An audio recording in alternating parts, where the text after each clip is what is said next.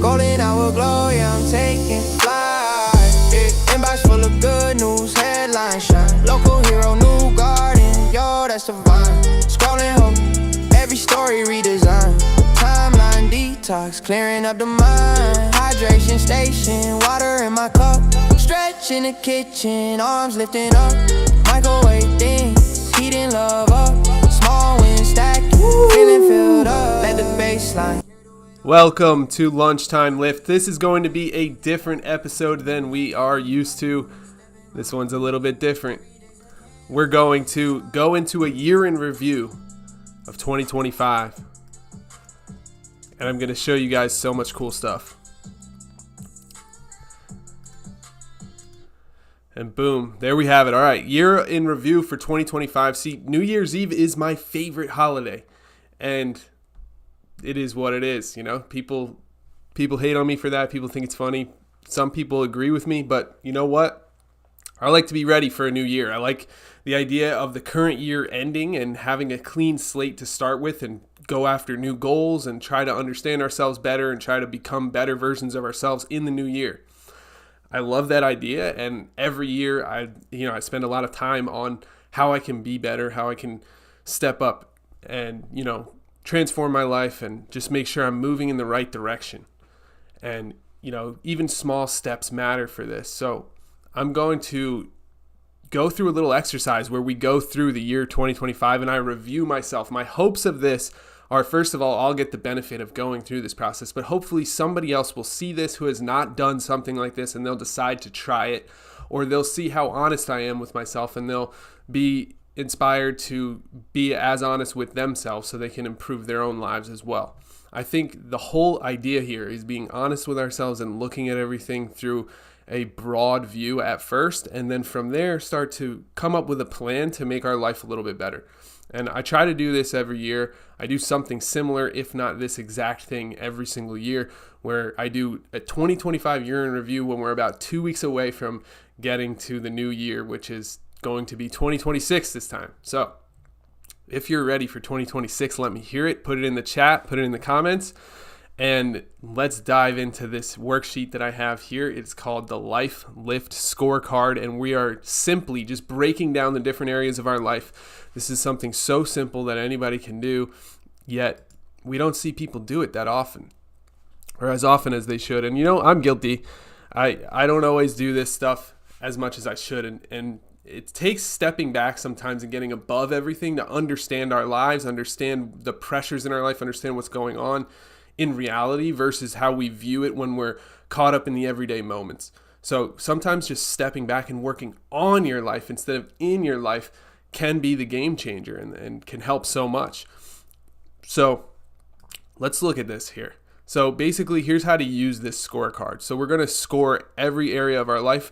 1 to 3 would be struggling, 4 to 6 would be stable but not satisfied, 7 to 8 would be strong but improvable, and 9 to 10 would be thriving. So if anything gets a 9 or a 10, that's great. I should probably just continue doing what I'm doing in that area. If anything gets below that, we should consider other ways to improve. It's my opinion that life is about growth, and growing needs to continue happening. And the second it stops happening is when we're actually dying. Things are actually going backwards. And if we don't take action to continually improve and grow and learn, then we're actually going backwards. And that's just a core belief of mine, and it's something that I talk about. But, to each their own. Now, mental and emotional health. How often did I feel calm versus overwhelmed this year? Okay. How often did I feel calm versus overwhelmed this year? I'll give that, I think I did all right. There are times when I got very overwhelmed. I could have controlled myself a little bit better. I would probably give myself an honest 6. Did I process emotions or avoid them? This year, let me think. I know last year I feel like I processed a lot of emotions because I had a lot of alone time and a lot of space and time to do that. Sometimes we don't get that. Sometimes our life gets so jam-packed with events. We're going here, we're going there, we're helping this person move, we're, going to our kids' events, we're going to, the bachelor party, the wedding, the this, the that, and we get wrapped up in life. and we forget to process things the way that they need to be. And that's kind of how this year was for me. I'm going to give it a 5. What patterns kept showing up mentally? Am I doing the right next step?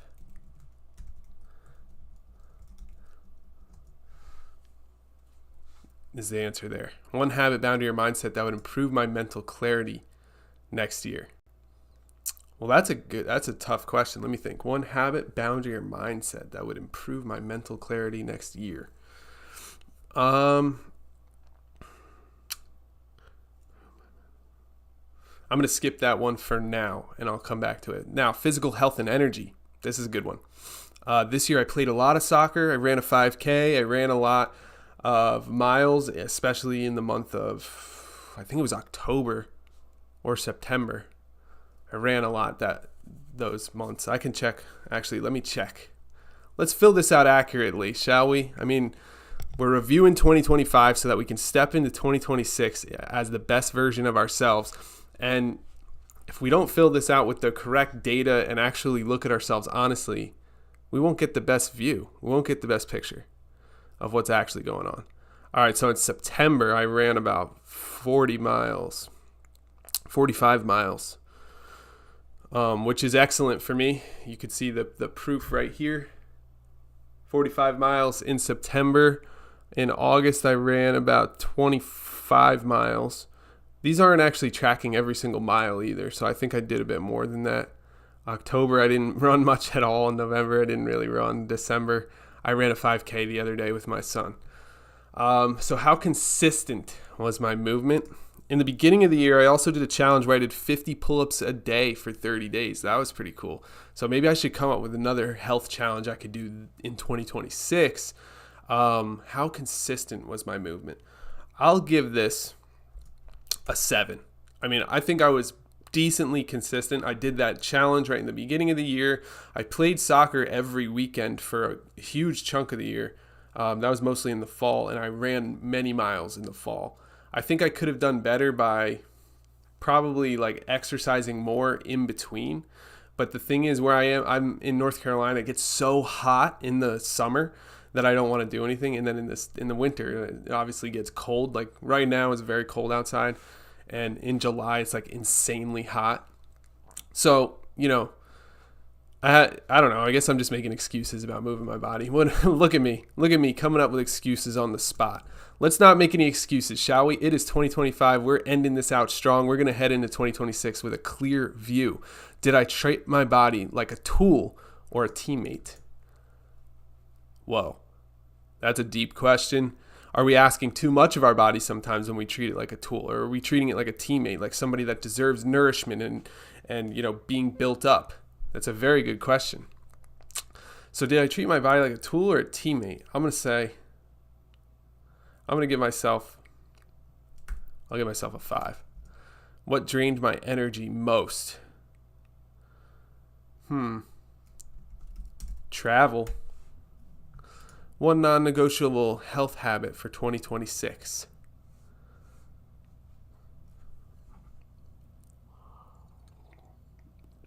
It's tough. I've been doing this for a year. I've been doing this health thing for years, ever since I got Lyme disease in 2017.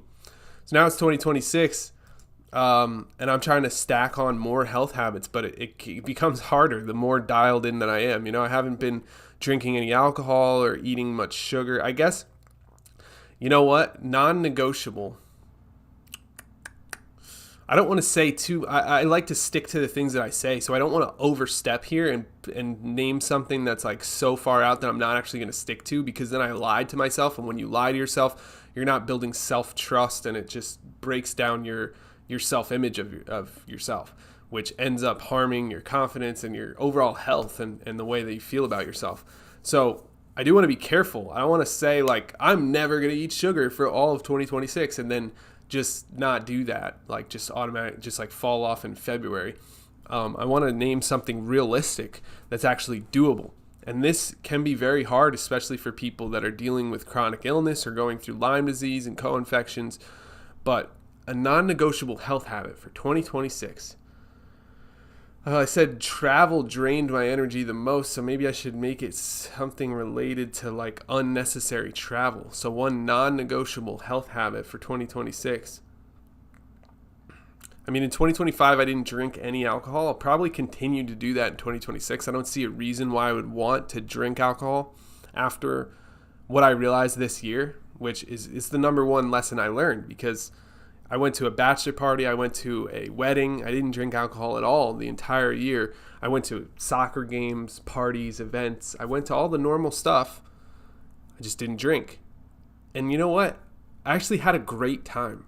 It wasn't boring. It wasn't like, I don't know, annoying to be around drunk, people that were drinking. It was actually just the same amount of fun, maybe even more fun, because I had my full senses about me and I could like see everything that was going on a little bit better. Whereas if I was drinking, I might like miss something, or, something sloppy might happen over here, or I bump into someone, and, weird things can happen that don't actually serve the final end point or the fun part of the trip. So I think I learned a lot about that this year. But for 2026, how can I push it a little bit further? How can I be a little bit better in the area of health? A non-negotiable.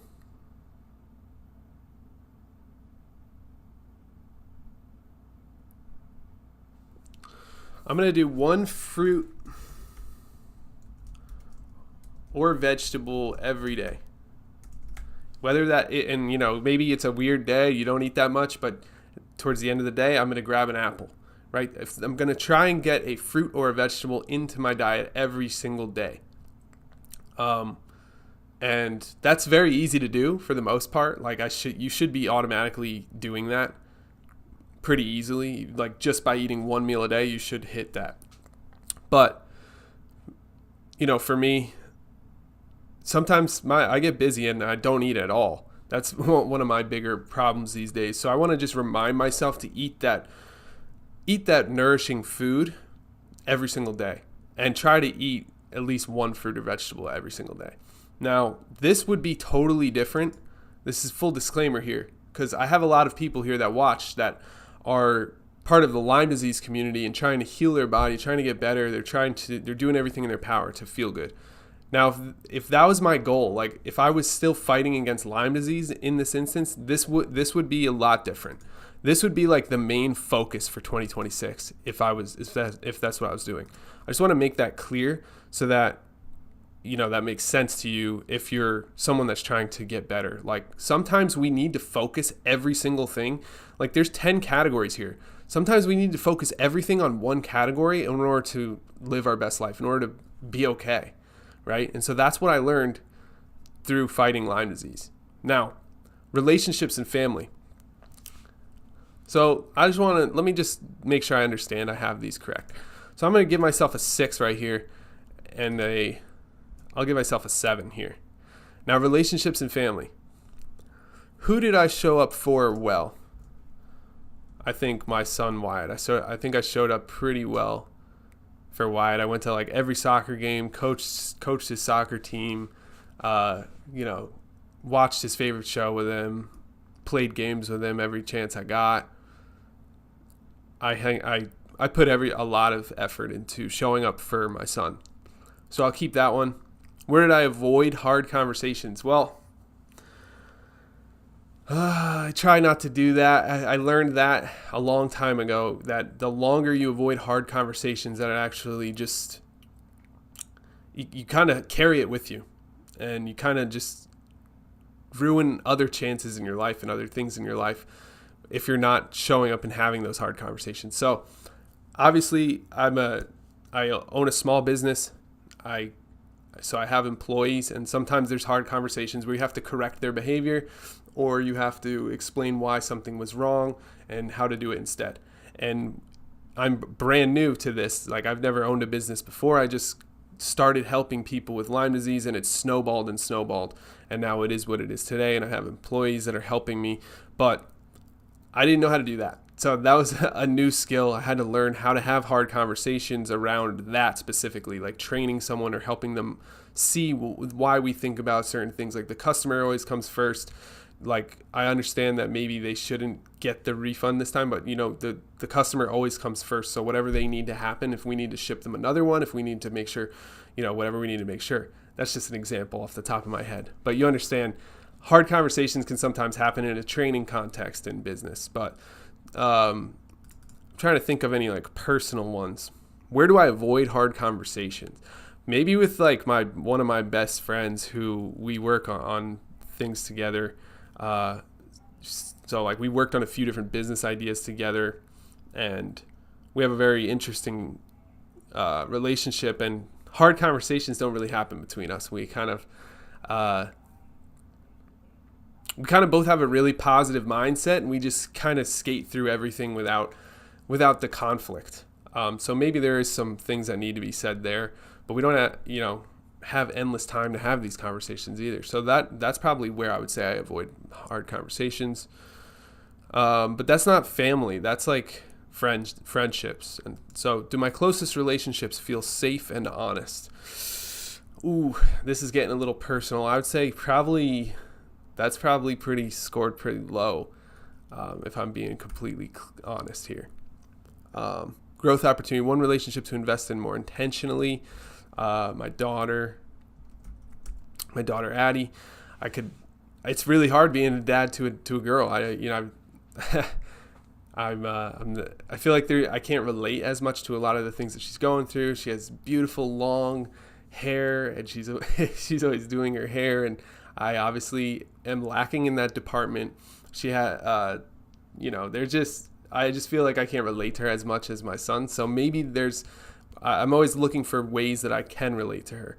And like whether that's watching a specific show that we watch together, or a movie, or things that we can do together. So I think there's always growth opportunity in that relationship, and that's really, really important to me as well. Let's move on. But overall, relationships and family, I think I will give it like a 6. I'm trying not to be too hard on myself here. I don't want to like give myself really low scores and be totally self-deprecating. But at the same time, I want to be honest. I want to be understanding of what's in front of me. I think maybe this one could probably use a lot of work. Fun, joy, and presence, if I'm being completely honest with you. Now, career, business, purpose. Did my work align with my values? Yes, 100%. I love helping people get better and focus on the areas that they can control, so that they can take back control of what's going on inside their body. And that doesn't happen easily. It takes a lot of work and a lot of understanding and a lot of self-reflection and a lot of learning new skills. And I love helping people do all that and step into a better version of themselves. It's absolutely amazing. It feels good every time I get an email from one of you guys telling me how much better you feel. But so that's like a 10 for the values. This is like up there. Where did I play it safe? Ooh, that's a tough one. Where did I play it safe in business? I mean, not enough partnerships, or I would say, like, I think that there's so much opportunity to work with other people and collaborate and help each other grow. And I'm not necessarily doing all of that. What wins am I not giving myself credit for? Well, I mean, when I do think about it, we have helped thousands of people with Lyme disease. We've had over 1,000 customers that we've worked directly with that have used our supplements or our programs to get better, or try to get better at the very least. And there's a very high success rate. I'm extremely pleased with the success rate of what happens when someone signs up for LymeWars.com. I think it's one of the best. I couldn't have even imagined it would go so well. I think the product is designed brilliantly. We hit all of the dosages we wanted in a very specific, targeted formula, so that people can get exactly what they need the first time without anything added extra that they don't need. And so I think everybody wins in that scenario, and everybody's seeing what happens when they give their body exactly what it needs to fight back against tick-borne illness. So that's a win. Like, hands down, I've already won in that regard, that it helps people. and that I get to facilitate that and be part of that in any way is just a blessing. So that's something that I don't always give myself credit for. The reason being, there's millions of people affected by this, and I believe that we can help the most out of anybody else. And so it's my responsibility then to go get this into the hands of as many people as possible. And so anything less than that is me not stepping up to the level that I need to be at in order to help the most amount of people. And all those people left unhelped, it's kind of like if everyone is like in a ditch and you're reaching down your hand, pulling them up one by one out of this ditch that they're in. And it becomes addicting. Every time you pull them up, they have a smile on their face, they're happy, they give you a big hug. And you just want to do that all day, every day, right? I'm trying to help 100,000 people with Lyme disease and co-infections. That's my goal. I'm not stopping. And so it's a win that we've helped over 1,000. And, we've helped even more than that when it comes to YouTube views and email lists and, our newsletter and everything that we do, all the media we create, all the courses we create and everything. And so all of that is a win. One skill, risk, or shift that would move the needle next year. I think my biggest skill, risk, or shift that would move the needle next year, I think doing this very thing that you're watching right now, live streaming and making videos, continuing to make content, continuing to swing for the fences in the content that we make, and just trying to reach as many people as possible and spreading the message about Lyme disease, about how to keep yourself and your family safe, how to protect yourselves against Lyme disease so people don't have to deal with the things that we dealt with. And then on top of that, for the people that are fighting, giving them the tools that they require to get better.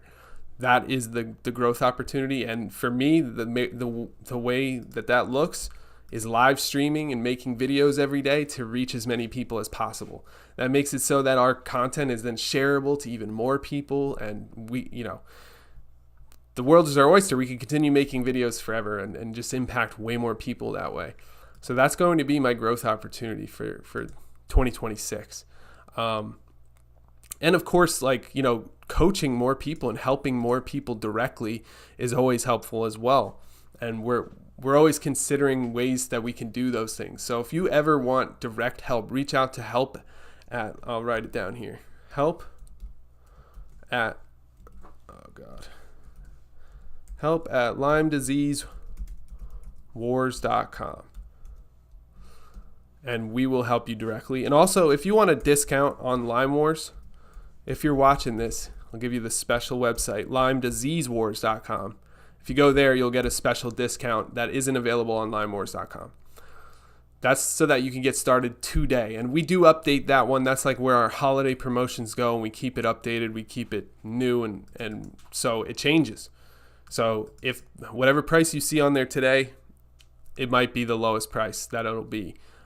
We change that one around. And then LymeWars.com is our base price, which will be a little bit higher. But this one is our discount page. So go to LymeDiseaseWars.com to get a discount. Finances. Did my money reflect my priorities? Okay, so my finances, I want to say I spend most of my money on food. I spend I don't know if anybody else can relate to that, but it feels like most of my money just goes to food and rent and bills. There's nothing crazy that I buy with finances that would be not reflecting my priorities. I think food is a pretty high priority for me, and that reflects perfectly in my finances. And I think, just having those good meals with my family is always fun. And I think that you could definitely trace that in my finances. So I don't know. Does my money reflect my priorities? I mean, if having good meals and good times with your family is a priority, that is definitely a priority for me. I'm just going to give this a 9. Am I clearer or more confused than last year on my finances? Definitely clear. I'll give that a 9. This past year was tricky for finances for me. I had to, one thing that's been really hard with Lime Wars that I don't ever really talk about because people don't always, listen or, ask is inventory. Trying to keep all of the products on the shelves, and then while people are buying them and timing it correctly and saving up the correct amount of money to then buy more. It's a process and it's difficult and it's very new to me. As I've explained already, I've never done anything like this before. I'm just figured out what helps people and I started giving it to people and it started snowballing and now here we are today. But I didn't know about that. And so that's been tricky when it comes to finances, but that's more business. It's not really finances. I guess when it comes to my personal finances, we're trying to we're trying to get a bigger place for just having more space. You could probably tell that I'm in a small room right now. I want a much bigger room to work in. So I'm trying to get a bigger space for that. Whether that, a nice big office space. Did I build or avoid financial structure? Okay, so I did build structure in. I do think that I got more structure financially this year, but that was difficult because it slowed me down and it made me kind of think more about everything that I was going through. I'm going to put that at an 8.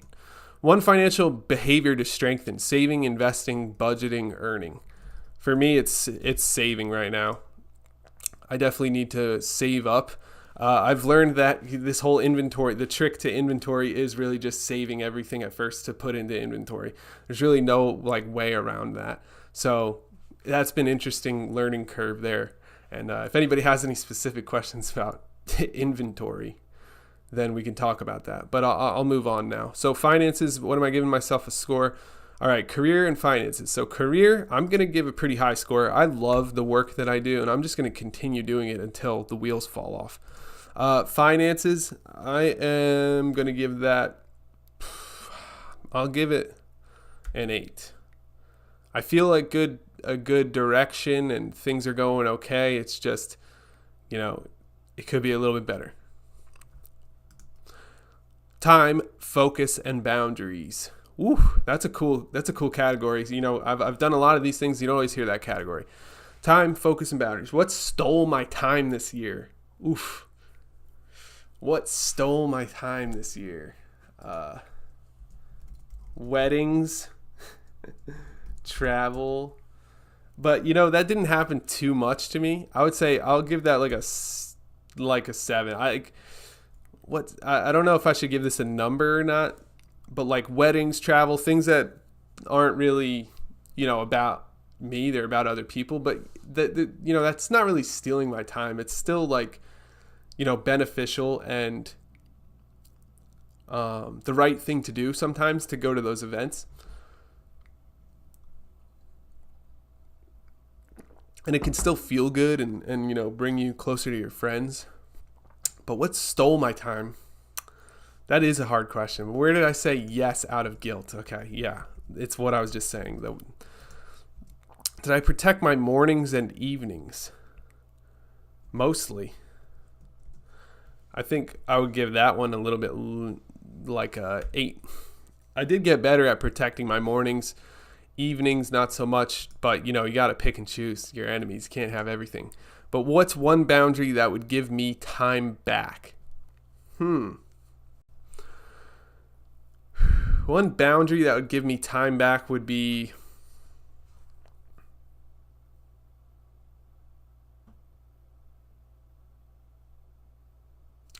I'm actually struggling to think of one here. One boundary that would give me time back. I'll think on that. Let's move on. For time, I'm going to give myself a pretty good score because I don't know. I feel like I have a hold of everything and, my time is going well right now. It's being invested correctly, I believe. And that's new because this whole 2025 did not start out that way, but it is ending that way. Let's just say that. Now, personal growth and learning. I love learning. What did I learn about myself this year? Okay. Yeah, this year I learned a little bit about myself. I learned a good amount. Did I seek discomfort or avoid it? I feel like I seek discomfort. I did some things that were definitely uncomfortable, especially like going live every single day like I'm doing. That's very new. And yes, this is the very end of the year, but I plan to carry this into 2026. So that's a good way to think about it, seeking discomfort or avoiding it. I also think I went towards discomfort in other areas like dating and, those types of things, which I don't want to go too deep on. What books, mentors, or lessons shaped me? When it comes to personal growth and learning this year, I feel that I did okay. I feel like I read a few books, not as many as I used to. My time is being eaten up more and more from my kids getting older and my business getting older. I'm going to give it a 6. What did I learn about myself this year? I learned that I don't need to drink alcohol and that I can have a good time regardless. I learned that I'm very effective and I can, do things on time in the right way as a professional. I learned that I can handle discomfort and I could go towards it. What books or mentors or lessons? Let me try and think. What did I like the most this year? There's a few podcasts that I listen to that I have in mind right now. I'm not going to give you all the names of the podcasts because I just don't think that's a good way to do it. Mentors or lessons. I will say this. In 2025, I'm trying to think about this past year. 2025. I want to hear about your 2025 as well. Let me know in the comments or in the chat. How is your 2025? Where is your biggest area for growth? For this one, I am having a hard time. I feel like I definitely could have done better. I'm actually going to lower this score because as I sit here and think, I'm not thinking of any real standout mentors or lessons. Oh, you know what? I'll give Alex Hormozy a shout out. He came out with some really wise, interesting ideas this year, as he always does. And, I think he's a really interesting guy. And I think he says things sometimes that really make me think. So I'll just give it to him. There's a bunch of other people out there. I don't really consider them mentors or anything. I will listen to some of the things they say and take the things that I like on board, and I'll throw out the rest of the things they say. I don't agree with 100% of anything that anyone says. But I do like to pick and choose some things that some people say. And that's one that I'll choose for that. But I think I could have done better. I think in 2024, I had a lot of personal growth and learning. I went to some really great seminars. I really grew and expanded in that way in 2024. And then in 2025, not so much. It was more so just executing on everything that I learned really in 2024. Not everything, but most of the stuff. And so I think that's why probably I give myself a 4 this year. Fun, joy, and presence. I'm going to give myself a pretty low score here. Not big on fun. Really hate fun. No, just kidding. But when did I feel most alive this year? This year in 2025, I'm trying to think. I don't think I went snowboarding. Unless that was in 2025. But if I did, it was definitely that. Snowboarding always makes me feel the most alive. And I scored the golden goal in soccer. So in soccer, I play in an adult league soccer, and we went into overtime and then extra overtime, and it's full field, full teams. We have subs and everything. There's referees. It's pretty legit. And we went in double overtime against a team that was in the division above us, so they weren't even in our division. And then I personally stole the ball from the other team, dribbled it down the whole side of the field, and scored a goal. Now, I'm not saying it to brag or to, say anything about myself. I'm just saying that's what happened. So it was pretty cool. I felt really alive in that moment. That's all I'm saying. Did I allow myself to enjoy wins? That was just a Sunday league little fun thing. That was cool. To enjoy it, yeah, we went out to dinner. That was fun. Snowboarding, I really every time I soak it in as much as I can. Did I allow myself to enjoy wins this year? Maybe not as much. Probably not as much as usual. I think I was very wrapped up in what needed to happen next every step of the way, and it was very stay alive, keep moving, keep doing the next thing. And it wasn't very enjoyable in terms of like, let's soak this in, let's remember this, let's have this as a piece of me. Was I present or always thinking ahead? Yeah, like I was just saying, always thinking ahead. So fun, joy, and presence. I mean, I want to score myself okay on this because like there will be times where I'm like, wow, this is so fun. Me just like playing a game with my son in the backyard, and I feel present with him, and I feel happy that I'm going to have this memory with him. But in terms of like, you know, I used to really prioritize this, and I used to go on crazy adventures a lot. I feel like I could do better at that. I feel like my life would be better if I inserted a few crazy adventures, if you know what I mean. So like, I want to go to the beach, I want to go to the mountains, those types of things. I don't think I executed on that in 2025 as well as I could have. And so I'm giving myself a 4. Even though in the day-to-day, I do feel that I'm pretty good at having fun, joy, and presence. But in terms of like being more spontaneous and having more adventure, that's where I could get better for sure. Finally, yeah, this is the last one, spirituality. And then after this, there's like a big reflection point we're going to look at. So next we got spirituality and meaning. So this is nothing to do with, scripture or religion or anything like that, unless you want it to be. This is defining your own meaning, your own spirituality in this world. So I don't want this to get too religious because some people will go the other direction.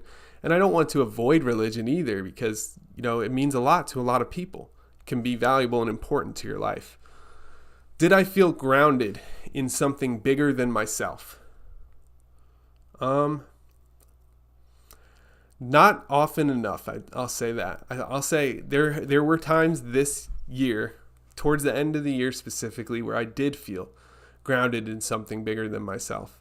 And there were times throughout the year where I completely lost sight of that and I just felt lost in the sauce. I wonder if anyone can relate to that.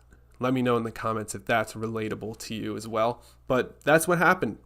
There were times where I was good, where I thought, wow, something special is going on here. I feel really connected to the world, to the universe, and to like what's happening in my life. I feel really good about this feeling, and I feel like I'm part of something bigger than myself. And there are other times where I just felt like, I don't know, I gotta just keep going. I gotta just keep doing the next thing. And I didn't feel like there was a bigger picture. Did I act in alignment with who I say I am? That's a hard question, right? I would say I'll honestly give myself a 6.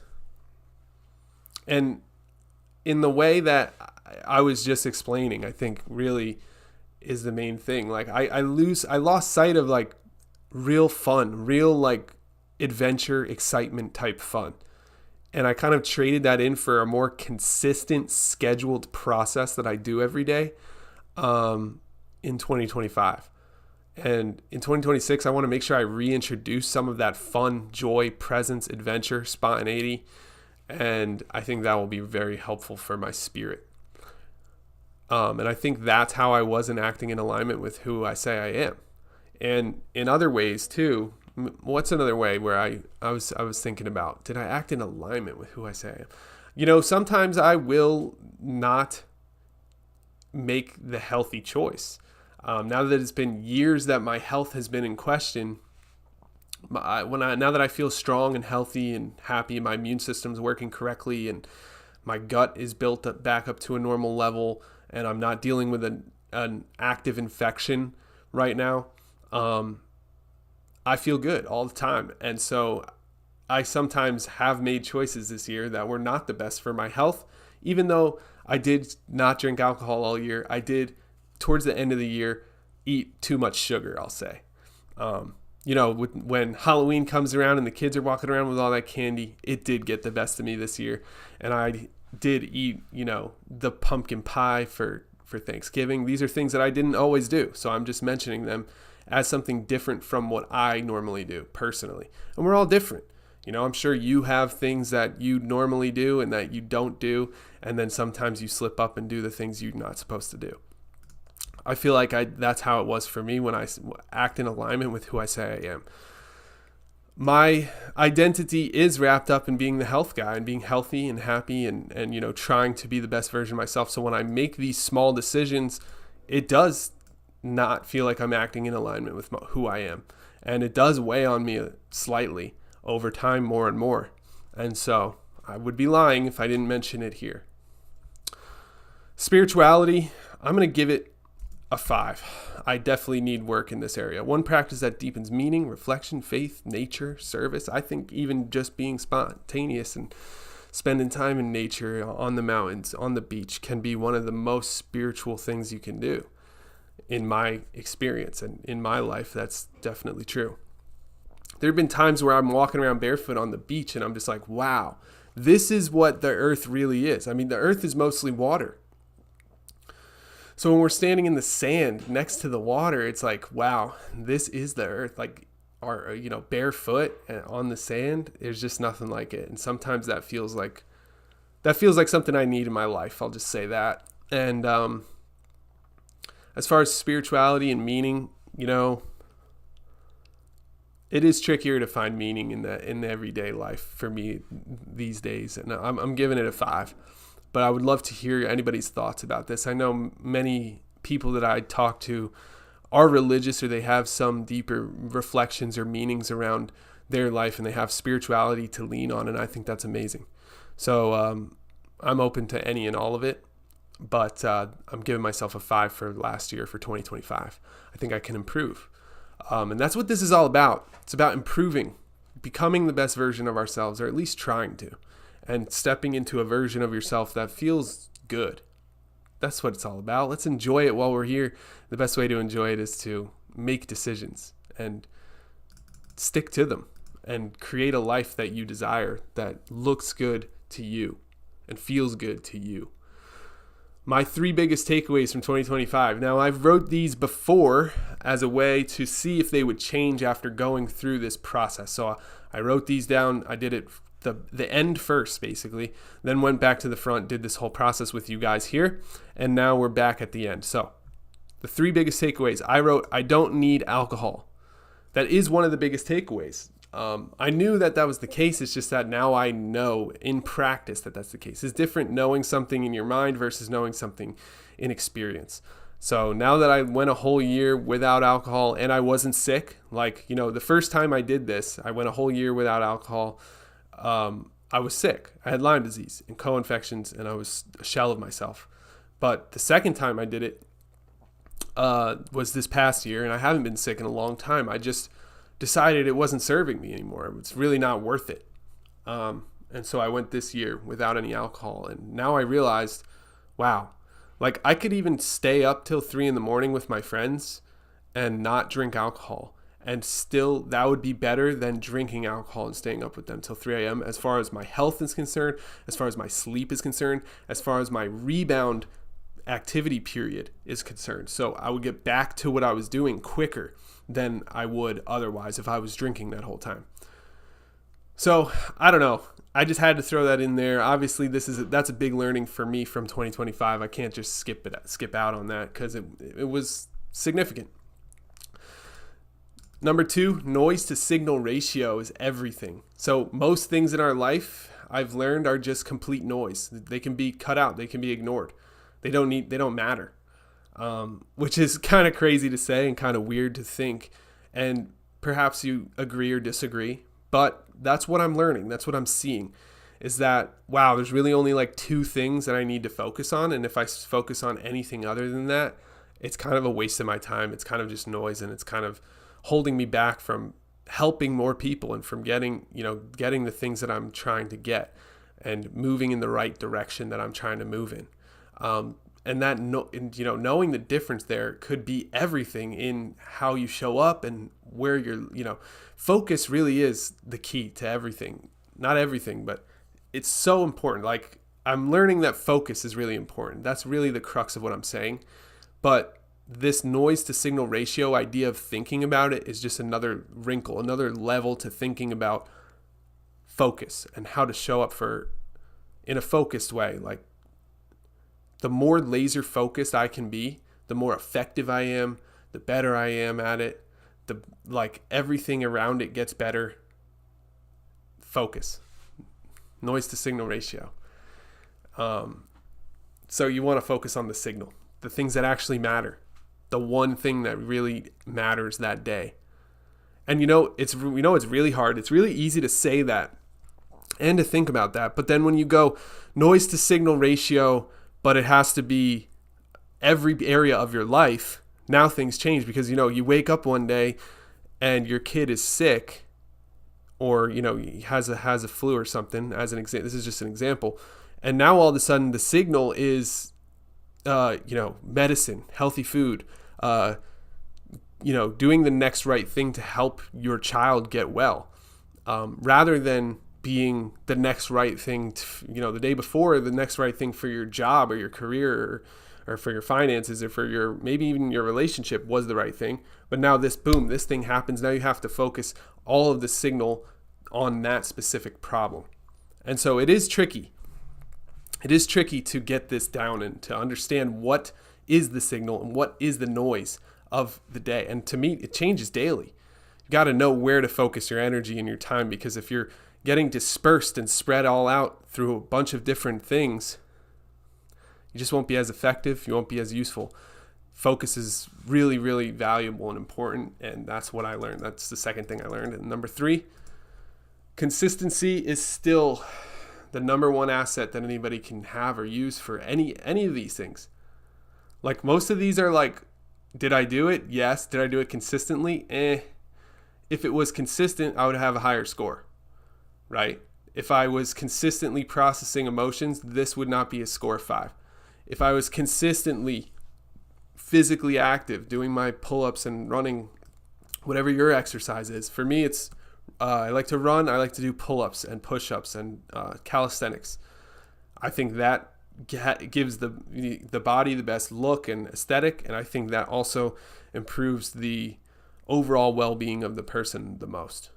From everything that I've done and tried, it's really just move the body, use the earth to move your body. That's what I like the most. I'm not saying it's the most effective or it's how you get the biggest muscles or anything like that. I just like it the most. Now, relationships and family. Like, where did I avoid hard conversations? These questions are hard. They're deep. When we think about these areas of our life, we need to reflect on 2025 and decide how we're going to be better in 2026. Most of these things require consistency, and consistency is our number one asset. Whether it's becoming healthy again, or building a relationship with the love of your life again, or it's taking back your time, not always being so spread thin across so many different things, or if it's getting your finances in order, consistency really is the main thing. It's being consistent in these habits over time that allows us to do everything else. And that's just another big takeaway that I took away from 2025. And now my top 3 focus areas for 2026. Area number 1, saving and accessing capital. That's specifically for my business, Lime Wars. I'm trying to make sure that we have enough to just continue getting the inventory. It's a crazy thing when you create something and then more and more people just buy it and buy it and buy it, and the inventory just disappears, and you're like, oh wait, I have to buy it again, and then you buy it again, and then it disappears again, but there's not enough cash then to buy it again. It gets crazy. So all I'm saying is I really want to make sure I nail that and fix that problem for good. Which I don't think is possible. I think it's just always going to be part of the problem of this type of business that I've created. But moving to a larger space is a huge focus area.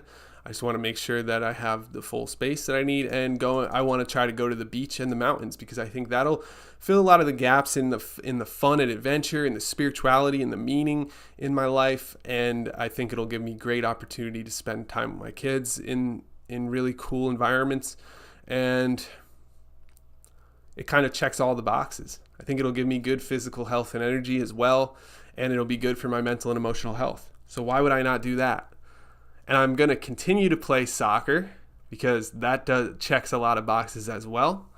And that's it. It's really, 2026 is looking like very simple for me if I break it on down to this, right? And it all started with just breaking down 2025. And you know what? My plan is to continue doing these types of videos as we round out December and move into January. And we're going to go into January full steam ahead together, because all, like I keep saying, a rising tide lifts all ships. So we're building a team here. We're building a group of people that is going to absolutely change the way they show up in 2026 for the better. And we're going to do everything in our power to be intentional, motivated, inspired, helpful, happy, so much more here on this channel. So hit the subscribe button if you haven't already. Don't forget to hit the like button so that I know that you liked this video. Leave some comments. I love all that stuff. I read all of it. I look at all of it. And we're here to grow now and into 2026. Can't wait to partner up with you and see what you do with your life as we grow here at limewars.com. And, just me personally, Ryan Kearns. I'm just showing up every day to do the best I can for you and for anybody else that decides to check this out now. So thank you so much. And I'll catch you tomorrow for Lunchtime Lift. And tomorrow, like I said, we're going to keep diving into 2026. We're going to keep getting closer and closer to 2026 together so that we can break through right in the beginning of the year. And I can't wait to see you there. Thanks so much. See you next time.